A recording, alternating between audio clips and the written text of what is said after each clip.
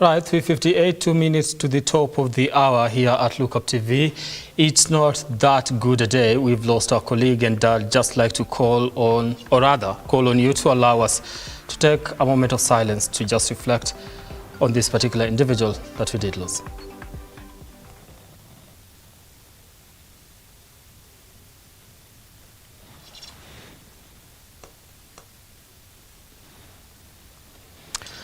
All right.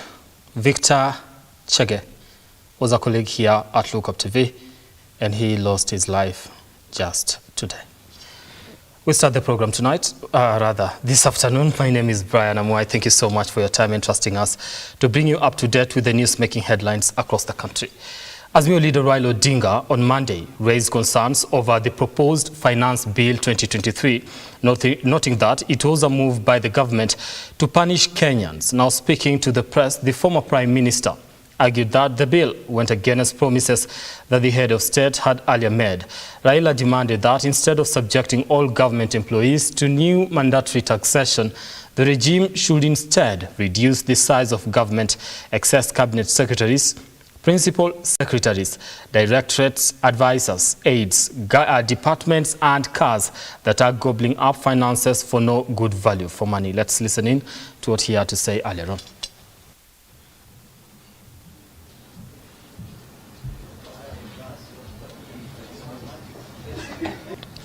The finance bill prepared by the Kenya Kwanza regime, spelling out how they want to raise money in the 2023-2024 financial year, is a piece of punishment that Kenyans should be deeply concerned about.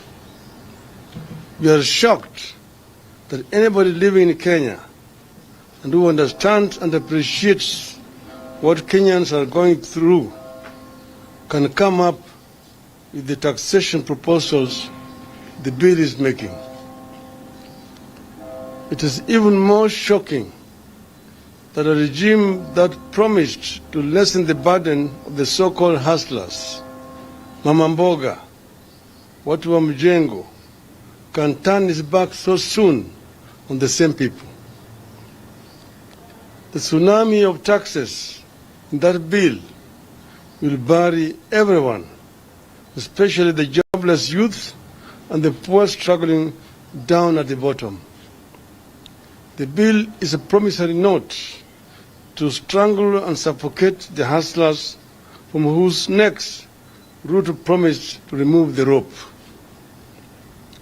We wish to make it clear from the outset that as a party, we will try our best to ensure that this anti-people budget is not passed by the National Assembly.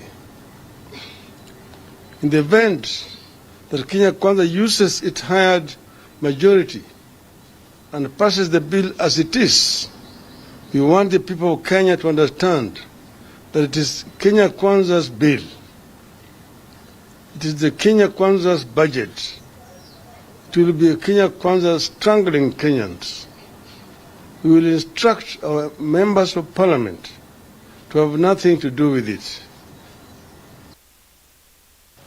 Now, Interior Cabinet Secretary Kithure Kindiki on Monday said the government is working towards upgrading correctional services through a raft of reforms such as decongesting prisons. Now, speaking at Amwai prisons in Kirinyaga County, Professor Kindiki said a review of what he called archaic laws on correctional facilities ranks tops in the reforms package. Rais ameamuru ya kwamba kama njia moja ya kupunguza mrundikano wa wafungwa katika magereza yetu ni lazima tutumie ule utaratibu ambao unaitwa presidential pardon ama msamaha wa rais, na ameagiza kamati ambayo ni kamati ya inaitwaje, kamati, the committee of mercy. What is mercy in Kiswahili? Kamati ya msamaha ama huruma. Sasa hiyo kamati rais ameamrisha tuhakikishe tuko na watu wa kutosha, na sitaki kusema sasa, lakini utasikia katika miezi michache Mheshimiwa Rais atatangaza idadi kubwa ya wale ambao wataachiliwa katika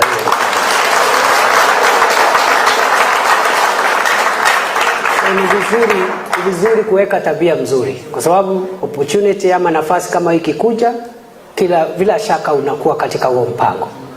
Kwa hivyo in a matter of a few years we are going to have very, very habitable prisons, comfortable areas where we concentrate on rehabilitating and bringing in discipline on you as opposed to punishing you and putting you to live under stressful conditions. Nimeona some of your facilities here, I can't imagine that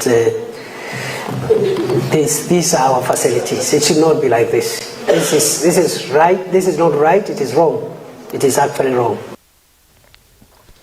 Now, Deputy President Rigathi Gachagua on Monday held a meeting with the British High Commissioner to Kenya, Jen Marriott, and discussed areas of collaboration between the UK and Kenya. The Deputy President lauded the UK as an important trade and development partner for Kenya.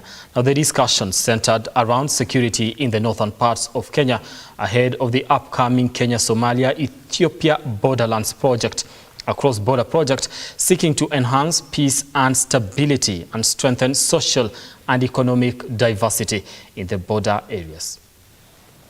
I think a secure and stable northern Kenya is the best thing for this country, because we can be able now to put resources there to do food production and get people busy and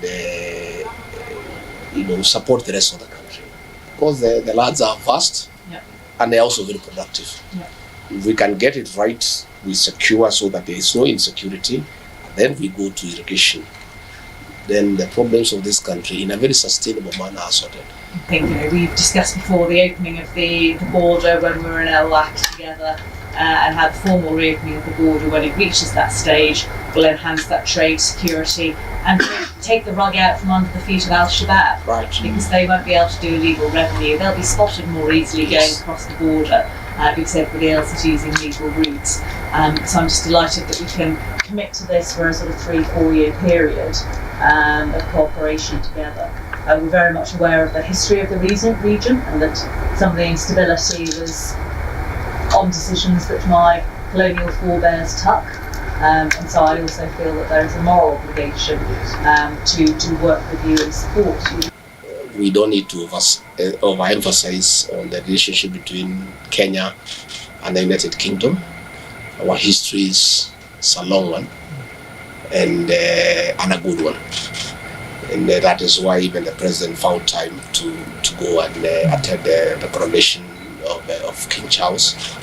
And we enjoy good relations, and your stay here for the time you have been here has contributed immensely to enhancing those relations.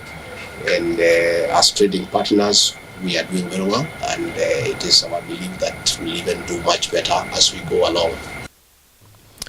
Now, as the preparations for Madaraka Day commence, the Cabinet Secretary for Interior and Administration of National Government, Kithure Kindiki, and Embu Governor Cecily Mbarire have on Monday overseen the start of Embu Stadium renovation, allocating 300 million shillings for the same.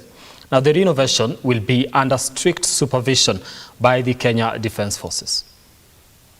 On 1st of June this year, the Madaraka Day celebrations will be hosted here in Embu County.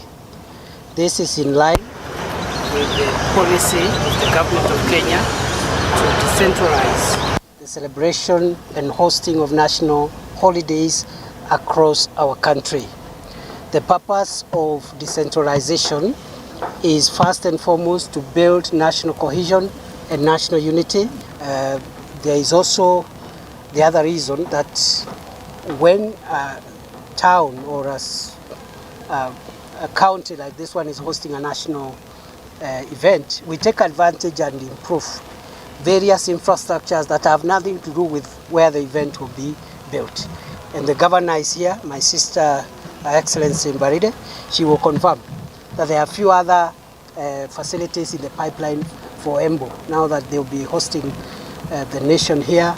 The opportunity to host Madaraka Day comes with a lot of development opportunities for the county. As you've seen, we have this stadium that is near completion. The president will also be doing groundbreaking for the Embu market. Today we have the National Housing Corporation. The MD and the chairman are here. From here we are going to hand over the site where the first 500 affordable houses are going to be built. Again, the president will have some groundbreaking to do, or laying of foundation stone to do or launch. And then we will have, we have had several roads done around the Embu town, and we really appreciate what the government has done so far. Now, the Kenya Union of Special Needs Education Teachers, KUSNET, has called on parliamentarians to reject the financial bill fronted by the National Assembly Majority Leader Kimani Ichung'wah, proposing a 3% deduction from workers' basic pay to go towards the National Housing Development Fund. Now, KUSNET Secretary General James Torome said the move is set to undermine the Kenyan workers who are already committed to other salary deductions in terms of loans and mortgages.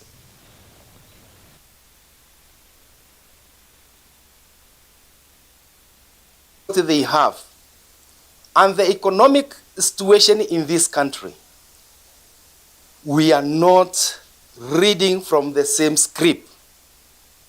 And if the members of parliament are going to push this bill and it goes through, we are going to use all means, including maandamano, sit in, and also involve the ILO. The government has lost the focus completely. We have the National Housing Corporation. Let us be told how many houses have been built by the same organization, who occupy them, and where are they? So we are not going to buy the idea in totality. What we are asking the government is to increase the salaries of teachers and other workers, but not to deduct. Any deduction will cause a mass action in this country.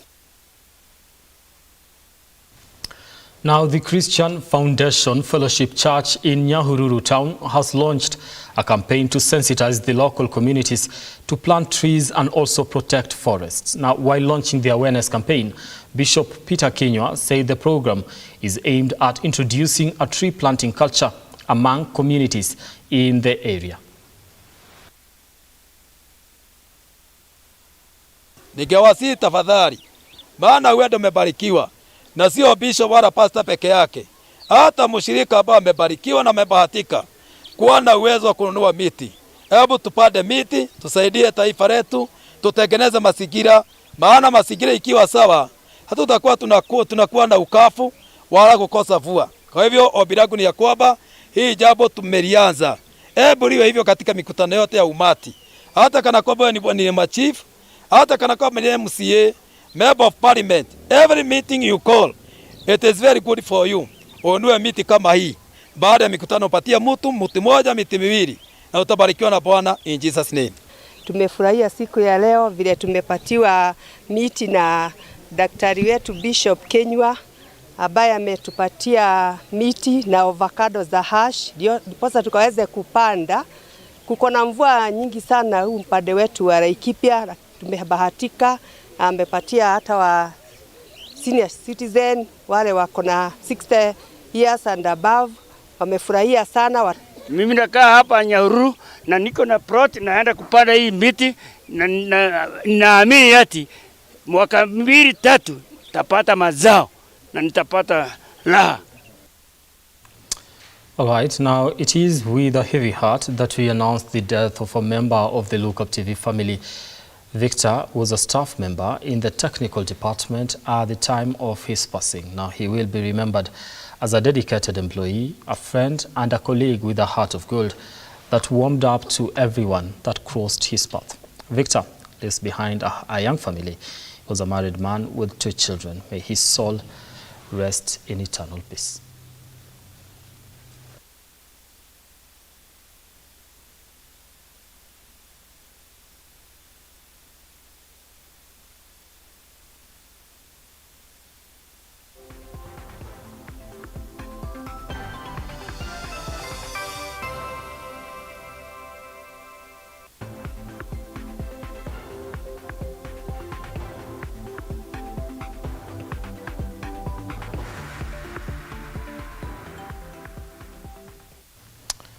Now let's get sporty.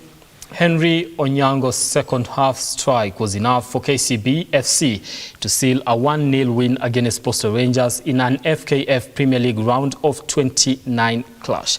Now with the win, the Bankers retained their 4th place in the log standings, accumulating 53 points after Postal Rangers holds 10th position with 39 points.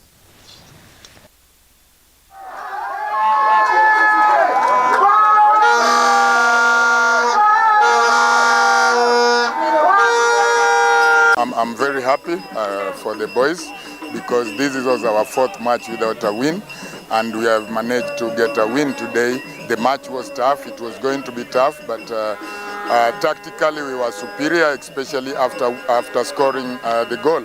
We controlled the game very well, and I'm happy for the boys. Congrats to them. I think it's a relief for us as teams because now we are playing after 5 or 6 days. So that one is easy for you to plan, and then you give your players also enough time to recover from the fatigue of the previous match. So for us now we are okay, and we hope to continue getting good results going forward. Thank you.